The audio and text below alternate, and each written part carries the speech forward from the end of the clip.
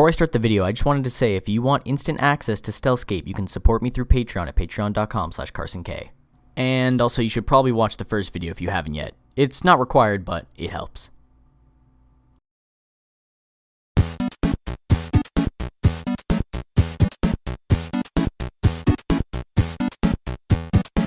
Basically, there's a bunch of stuff I want to go over first before showing off what I'm calling Stealthscape AI Mark II.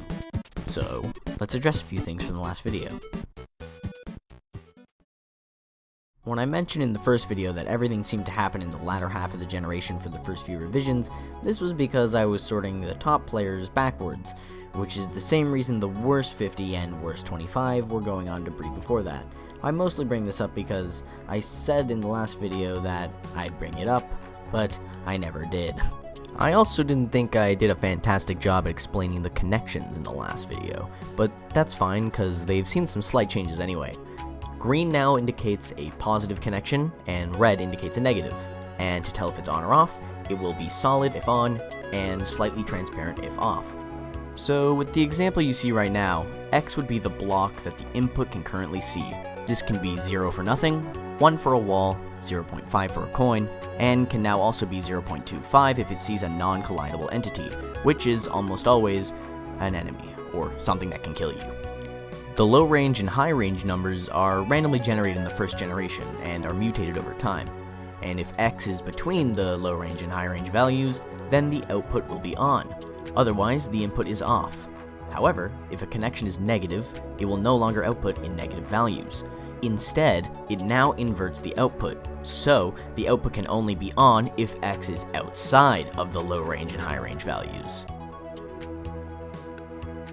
I've also made use of some empty screen space, just because. In the bottom left, you can see the current champion. This is the player with the overall highest fitness, and this player actually gets the privilege of living on into the next generations for as long as it's the champion. Okay, now I need to explain a few more things. What fitness is, and how it relates to score, and how players are actually bred differently this time around. Fitness is based on how many coins you just picked up. No longer is it based on time. The way that the old system would determine your score was just by getting your immediate score after the last coin you touched. But now, we're just going to tell it that it wants coins, and once it reaches the end goal, instead of adding 100 points, we now add on their actual in-game score, so that not only will they start optimizing for coins, but also in-game score, so kinda goes hand in hand now. Okay, now, onto how players are bred this time around. Instead of taking the top 50 or 25%, it's now weighted, so the player with the highest score is the most likely to have a child, which is usually the champion, and players with the lowest scores are less likely to have a child, and players with 0 score have absolutely no chance of reproducing. And when a player decides to have a child, it just means that an exact copy of it is made with some slight mutations, which is either adding to values, removing from values, or completely re-randomizing values, just to find what works best. Alright, just like last time, we're doing another quick recap, just in case you weren't paying attention, and just in case my voiceover is boring, even though I'm recording it all at the same time this time. The player can only see 16 by 16 blocks around it. The player doesn't know what any of the buttons do. The player doesn't know where to go. Gen 1 players are 100% random. The top players have kids based on their fitness. And the only thing that the player knows is that fitness equals good.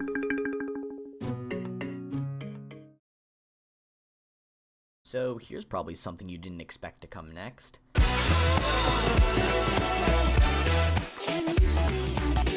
I'm actually in the game live right now. I thought I would do this part kinda live, unscripted, just so I can talk about some other things, and just kinda show off some basic changes that I didn't outline already. So I'm just gonna hop into the first level here, and hopefully... Oh, Christ, I forgot about that sound. Okay, so the way that it works is it will actually spawn 50 players at the same time. And once it does that, they'll all go simultaneously. The camera will be focused on whoever the current champion is. And then once that champion dies, it just goes on to the next person and the next person and the next person who comes in this list. And this list basically just shows you each player's fitness, who their parent is, what their score is, that being the in-game score.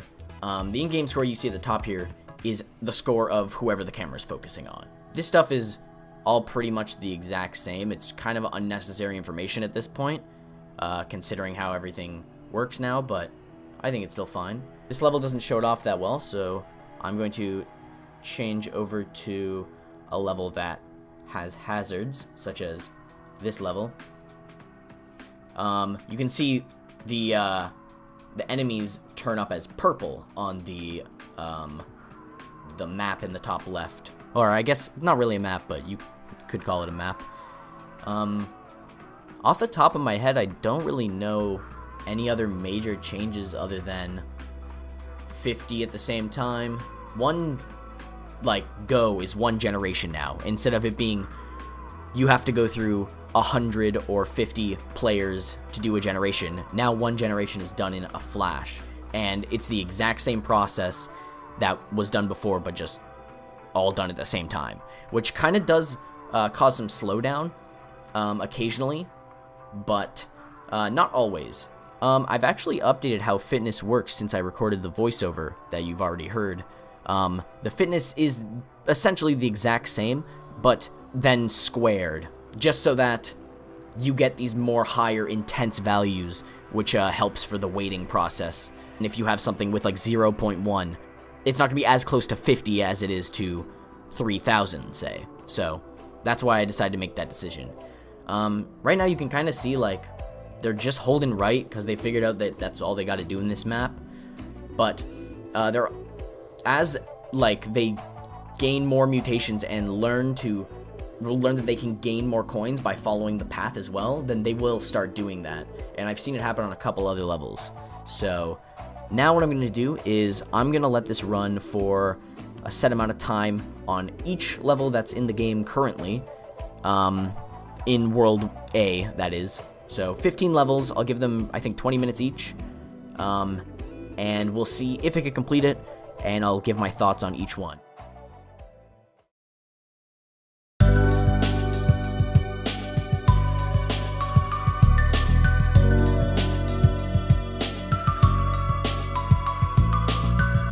We've already seen the AI complete this stage in the first video, so I'll take this time to mention that I started by giving each stage about 40 minutes each, and ended up bumping it down to about 20 minutes in the later stages.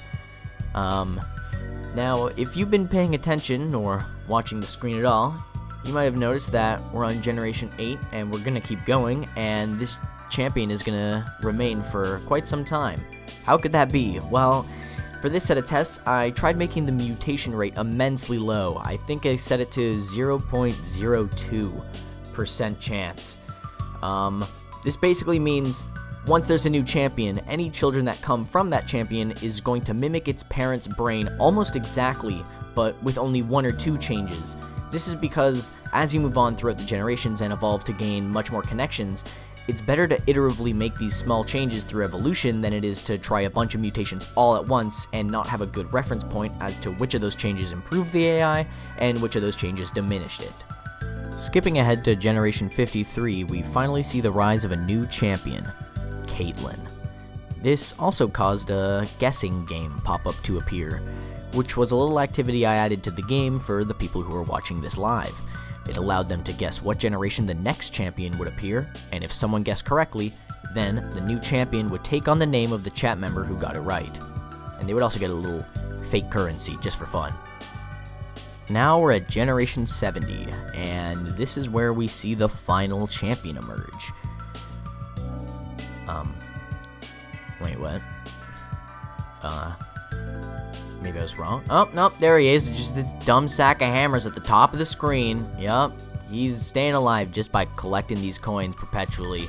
But to him, once he's collected the coins, they are gone, so that's why eventually his days are numbered and he becomes, well, the new champion. After this champion emerged, I kept going until Generation 90 and there was still no new champion. But the AI in the first video beat this level in Generation 14. Why can't this one do it at all? Well, it's not fair to assume that it can't complete the level at all, I could have just got very lucky in the first video, and it could have just got very unlucky in this video. But I think it comes back to the lower mutation rate, which I think is a much more smarter way for the AI to learn, even if it comes at the cost of taking far longer than before. So, let's go on to the next stage. This is a pretty short and straightforward stage, and I didn't think the AI would have any troubles with and it already completed this. I mean, should we just move on now? No, and I'll tell you why, because now that we've actually seen it complete a level, we can now watch it slowly optimize.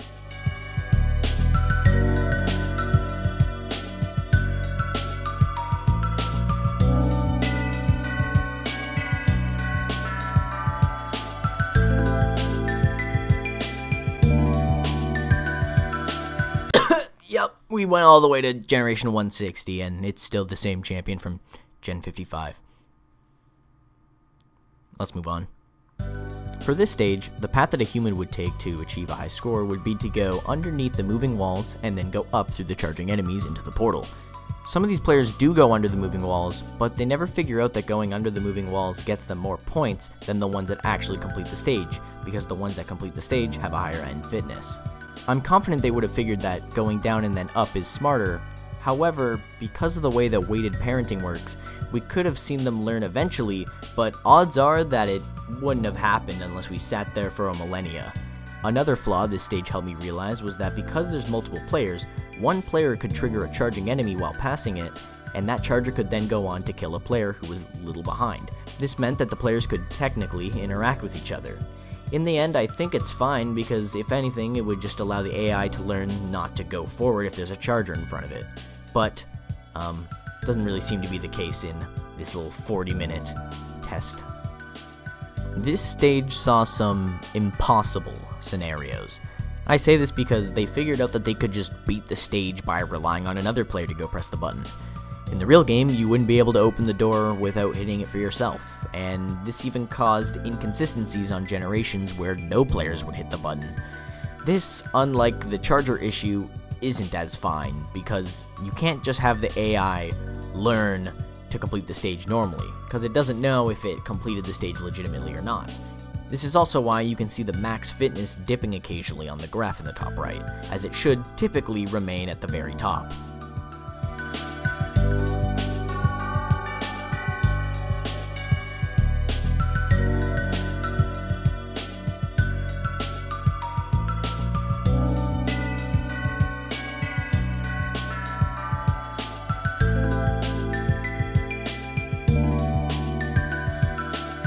This stage went exactly how I expected it to go, so I won't show too much of it, but a quick reminder that you can find the VOD of all of these attempts on my Twitch page, which link is in the description.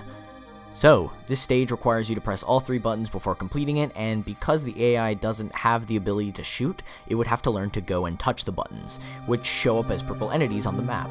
But, for some reason, the player could also see objects that are supposed to be invisible to the player, and it was interpreting them as game objects, when they only serve the purpose of making it so you can't accidentally press the buttons twice.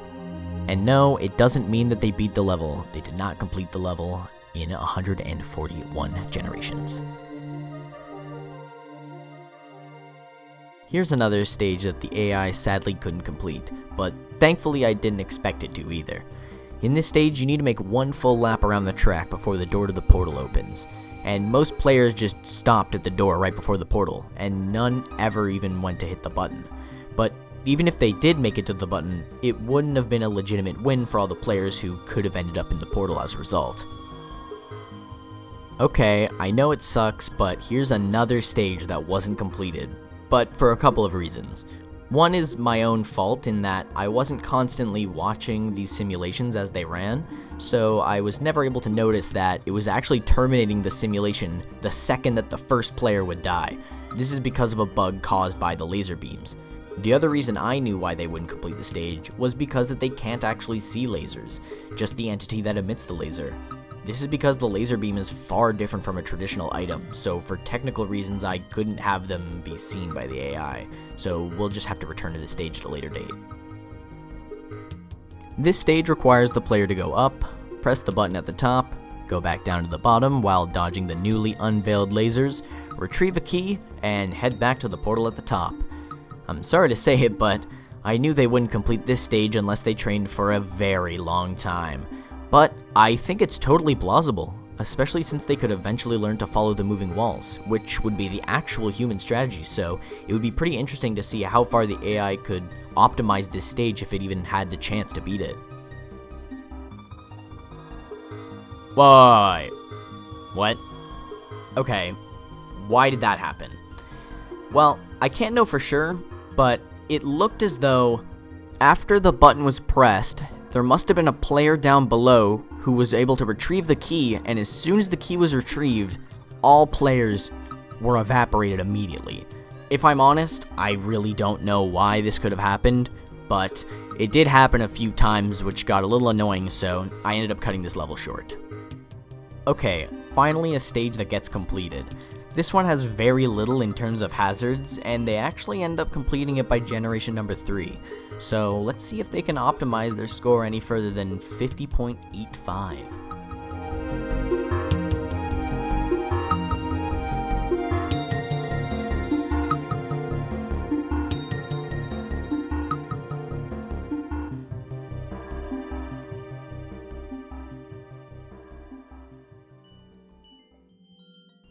So the final champion of this stage ends up getting a final score of 57.98, which is only 1.42 points off of my own personal best.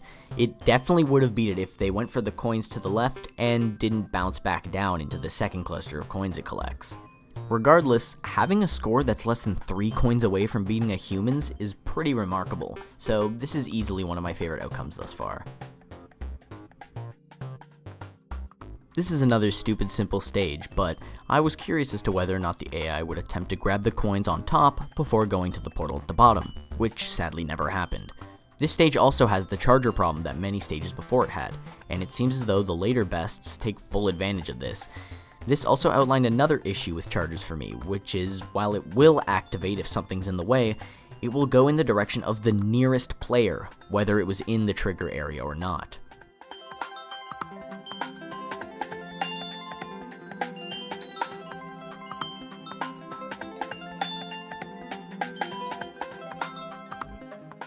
The final champion, while sounding like me confusing Europe and Queen song titles, was actually able to make it more than halfway. It easily could have learned to complete the stage, but only time would have been able to tell how long.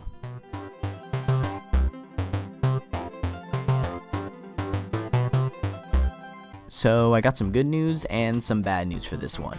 The good news is that the AI can complete this stage, but the bad news is that it happened off camera, after recording the simulations for each level.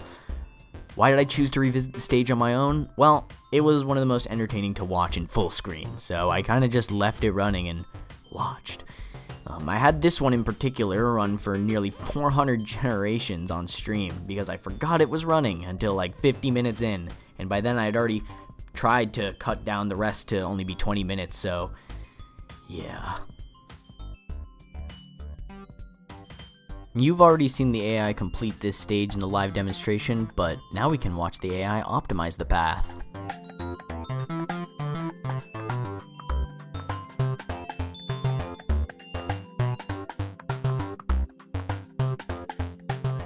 Okay, not really. The only 2 champions were from Generation 1 and 95, and I had it running for nearly 300, so let's just move on.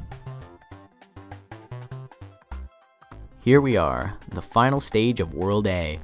This stage is essentially a mix of one of the stages that the AI had mad trouble with, and another stage that the AI could only complete by cheating in, by interacting with the other players through impossible scenarios, that is. So I was almost positive that this stage was not going to be beat. But boy howdy did the AI ever complete this stage. With a pretty god-awful score. Hey guys, thanks for watching. I just wanted to say I now have a Patreon. You can go check it out if you want access to exclusive blogs, Stealthscape beta access, or if you just want your name in the end of my videos. So, feel free to check it out, and thanks for watching.